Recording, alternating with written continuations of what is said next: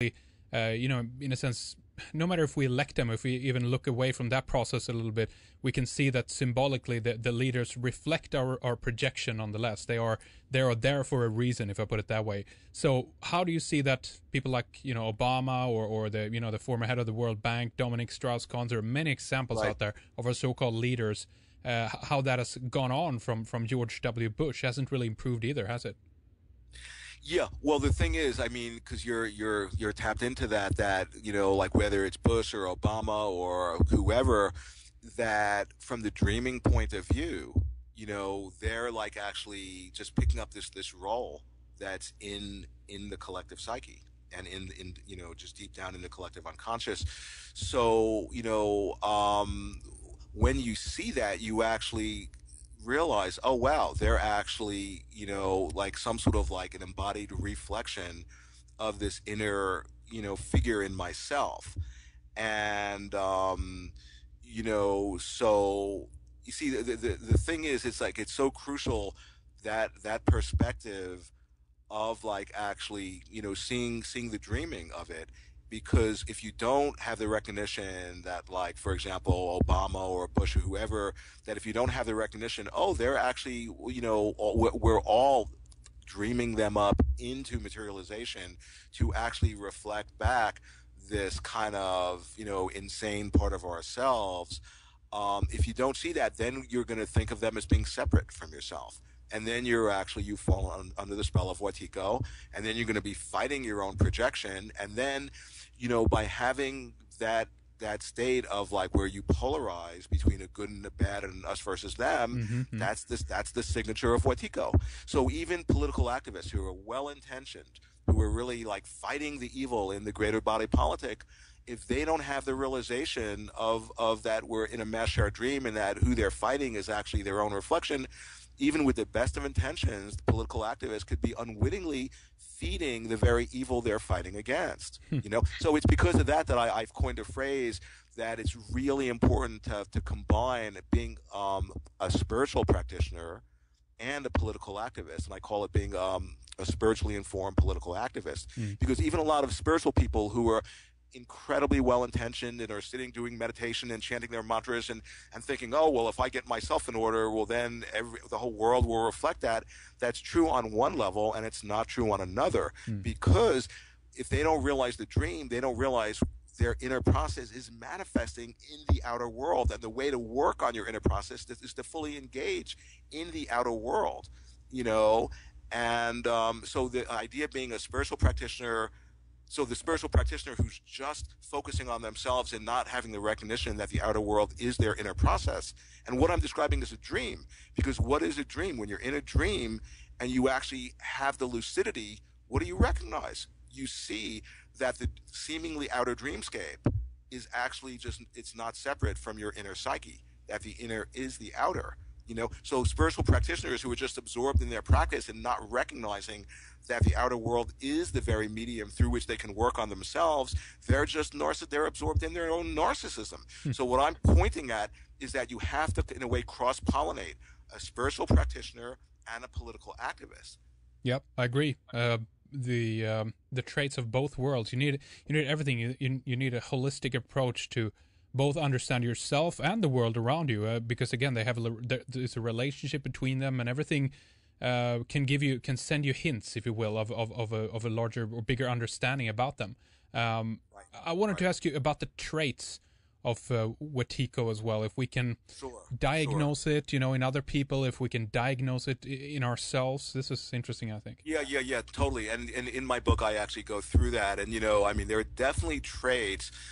And, on the one hand, they're like, and keep in mind, we all have Wetiko at each or any moment or not. So the whole tricky thing, it's a whole different form of diagnosis, because it's not like, oh, they have it and we don't. If we actually see in that way, then we at that moment have fallen under its spell and we ourselves have Wetiko. But there are certain people, like I was saying with Bush or whoever, that are so fully taken over by it that they'll embody particular qualities. And the qualities are such, like examples would be like malignant narcissism, And from the mythic point of view, there's the myth of like the negative father, which has to do with, power and domination over others. And, just being disassociated from the heart and from eros and from feeling and from relatedness, stuff like that. And then there's an arrogance because, what happens in full-blown Wetikoism is that because of the projective tendencies of the mind, we actually become bewitched by our own projections. So in a way, a full-blown Wetiko, somebody at a given moment who's really taken over, in a way they're in like an inverted world where they're actually thinking that what they're perceiving, on the ink blot of the world objectively exists. And then they react to it as if it objectively exists without having the recognition that what they're actually reacting to is their own projection, their own mind. And in a way, who among us hasn't fallen prey to that one on any given, day or something like that? So you see, what I'm trying to point out is that, yeah, it's an incredible pathology that is destroying our species potentially, yet it's something that's informing all of us, that we all have at each and any moment. And when you begin to see that, the seeing of it, and particularly not just when one person sees it, but when one person sees it and really stabilizes that realization, which is exactly like being in a dream and having the recognition of the nature of the dream and stabilizing that lucidity and then connecting with other people in that dream who also are seeing the nature of their situation and are actually becoming lucid and connecting with other people who are having that same realization.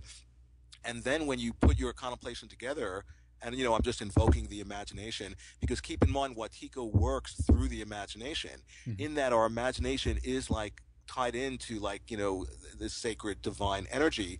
It's actually where we're co-dreaming and co-creating our universe every moment, but Wetiko will affect our imagination and make us think that, oh, our imagination is nothing, it's not real, we don't have any influence. And then of course if we hold that point of view, being that where our imagination is divine, the whole dreamverse, the whole universe, the waking dream, will reflect back, oh, well, clearly our imagination isn't important. It'll just reflect back, but the whole point of that whole thought form of, oh, the imagination isn't potent, is from the imagination. It's actually showing us the profundity of the imagination. It just gets, it's very, very, it's like this rabbit hole that you go down and you can discover, you can unlock, oh my God, our real power is in our dreaming, is in our sacred imagination. And that's the very thing that the Wetiko bug in a way sort of disables. So how belief driven is it, do you think? If we talk about belief in what reality is, for instance, we are getting schooled in certain science. There's other obviously science out there that shows the alternative or the other side, quantum science or things like Rupert Sheldrake about the non-local field and the morphogenetic field. A whole lot of stuff out there that are really interesting, right, when it comes to science. But if we look at the official science that is out there, it shows us that I don't even know if they don't recognize that there is a soul, right? Things are just externally driven. This is objective reality. Right. This is it. So if most people are in that kind of belief system, Paul, wouldn't that be a perfect kind of breeding ground for something like this to hide itself in then, in a that's sense? Exactly it. The Wetiko bug, it institutionalizes itself. It incorporates itself through the academy, through the accepted belief system. And then, people who are part of the culture who are, get entrained or entranced into this fixed point of view in which they believe, sort of this classical, like the mechanistic scientific point of view of the world.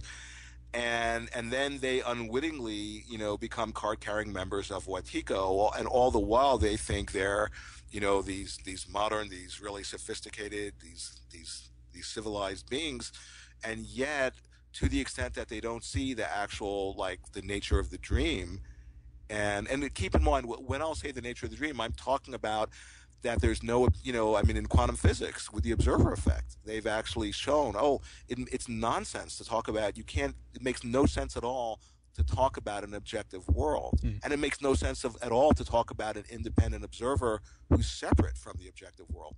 But in our culture and with the academy, we've been hypnotized into thinking, oh yes, this is an objective world. It exists in a certain way. There are certain things that are possible, certain things that are impossible, and that actually, in a way, conditions our thinking, and it conditions what we're supposed to not think about, and it conditions our belief. In a way, it conditions our mind.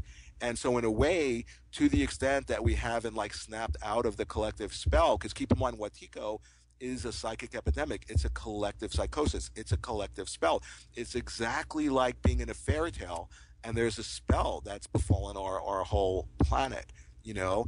And it's super important for people who are actually beginning to wake up to actually, whatever, try and just to broadcast or in whatever creative way, to actually transmit in a way that can be helpful and skillful to people, to help people to snap out of.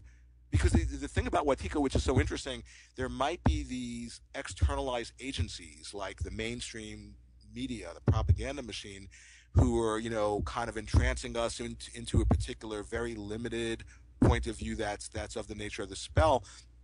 But at a certain point, once we internalize it, they don't even have to do anything, because then we've internalized our own spell casting, and we become our own police state, and we become our own control system, and so because of that, it's incredibly important, to connect with other people. It's the idea in Buddhism. They talk about the three jewels: the Buddha, Dharma, Sangha, the teacher, the teaching, and the community of fellow awakening beings. The Sangha, the community, it's incredibly important that when you hang out with other people who are also awakening, it's contagious. It helps your awakening, and then it helps, so it becomes, in a way, this field that actually, in a way, can spread and be an antivirus for the virus of Wetiko. Right, that's the word I wanted to kind of get to use, I guess, so that people can install a firewall of sorts in their mind to begin, at least. So you don't spot everything, maybe, you don't see everything all at once, but it's at least an ability to have your awareness there to understand what goes in and out of your mind. It's like a conscious observer, if you will, of what is happening. It's not just an unconscious process where you end up in front of the TV after a day at your job, not doing anything, and just being programmed by the mainstream news, if you know what I mean. So yeah, no, totally. I mean, what you're pointing at, is so right on, because in Tibetan Buddhism, they'll talk about developing like mindfulness. And when you really, study the teachings, that's, in a way, that's like their real, like, technique for being the guardian against Wetiko. And they'll call it the evil one. Mara is the actual name. And they'll say, yeah, when you develop mindfulness, that's actually like this guardian at the gate to stop, the energy of Mara and his forces from coming in and like, steering you off course. But the thing which is interesting about Mara, so here, here's in the whole mythology of the Buddha, who was sitting under the Bodhi tree right before he became enlightened, right? And that's when the forces of Mara came and were trying to, like distract him and mess with him and all that stuff. And so from one point of view, oh yeah, these forces of Mara, they're the ones who are trying to keep us from enlightenment and all that. But when you realize the dreaming nature, so here Buddha basically was having a dream, and who was Mara but actual energies in his own mind. And without Mara's appearance, Buddha would not have developed the muscle of realization to attain enlightenment. Right. So right. secretly, Mara was an ally. You see, so it's important, to not demonize and say, oh, Wetiko is just this, or people who are like, taken over by what, because if we see somebody taken over by Wetiko, and if we just concretize them and demonize them, well, at that moment, we ourselves have fallen under Wetiko, because we're actually doing the very thing we're accusing them of doing, because somebody who's fallen under the spell of Wetiko is projecting the shadow, and that whole dynamic then takes over their being. But if we then concretize them as, oh, they have Wetiko and we don't, we then unwittingly are doing the very thing that we're accusing them of. So you see, it's so interesting, because you always have to, at every moment, cultivate that sense of mindfulness and that the humbleness, and that's, in a way, and the compassion, because compassion And I'm not talking idiot compassion. In Buddhism, they'll talk about idiot compassion of just being smiley faced and, oh, I just love everyone. Because sometimes compassion can be really fierce and can set a boundary and can say Yeah, no, that's true. but compassion